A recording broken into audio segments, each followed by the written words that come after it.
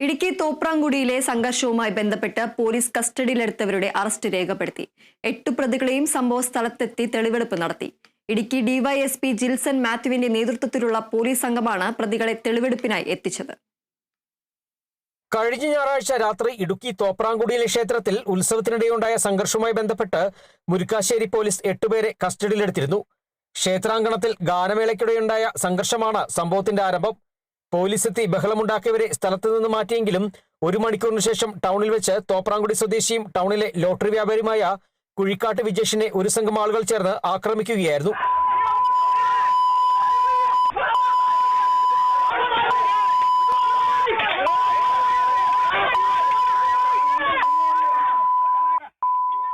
കമ്പിവടിയും കുറുവടികളും ഉപയോഗിച്ച് നടത്തിയ ആക്രമണത്തിൽ വിജേഷിന്റെ തലയ്ക്ക് ഗുരുതരമായി പരിക്കേറ്റിരുന്നു.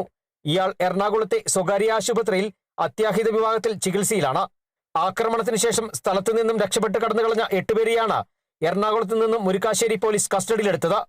തുടർന്ന് ഇടുക്കി ഡിവൈഎസ്പി സ്ഥലത്തെത്തിയ ശേഷം മുരിക്കാശ്ശേരി സ്റ്റേഷൻ ചുമതലയുള്ള Kanjikuzhi circle inspector Anoop G arrest രേഖപ്പെടുത്തി. പ്രതികളെ തോപ്രാംകുടിയിൽ സംഭവ സ്ഥലത്തെത്തിച്ച് തെളിവെടുപ്പ് നടത്തി. വധശ്രമം ഉൾപ്പെടെയുള്ള വകുപ്പുകളാണ് പ്രതികൾക്കെതിരെ ചുമത്തിയിട്ടുള്ളത്. കേസിൽ മറ്റു കൂട്ടുപ്രതികളുണ്ടോ എന്നും പോലീസ് അന്വേഷിച്ചു വരികയാണ്. കോടതിയിൽ ഹാജരാക്കിയ പ്രതികളെ റിമാൻഡ് ചെയ്തു.